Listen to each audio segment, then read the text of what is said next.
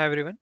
In the earlier video, we tried to make sure that the background text color are not getting distorted, right? So now we will enable the mouse pointer again, and then we will make sure that these buffers are not getting cleared. Okay. So now let's jump back to the code. Okay.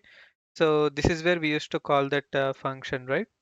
So here I'm going to remove this dead loop. Okay. And now let's try to print some other characters as well, right?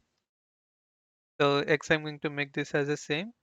And then probably here I'm going to give it as 130, and the text render, probably let me print my name. Okay. And now we have removed the dead loop, so which means we can able to get our previous video mouse pointer again. So now let's build it.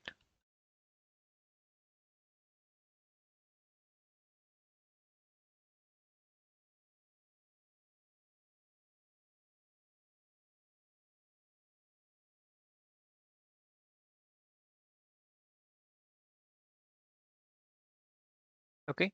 So now I will run the WinHost again.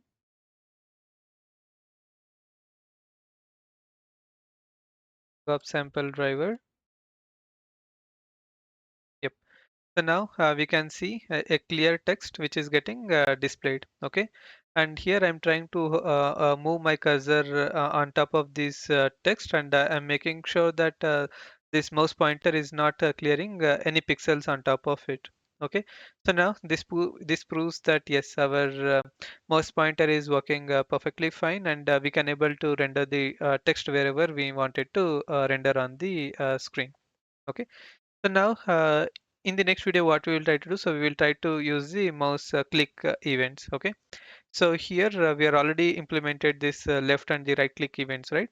So in the next video, probably what we can do. So if I click any button in some box, right? So then it has to perform something. At least in the next video, we will try to print the debug functionalities, and later we will, in the later videos, we will try to add the another functionalities on top of it. So that's it for today. Thank you.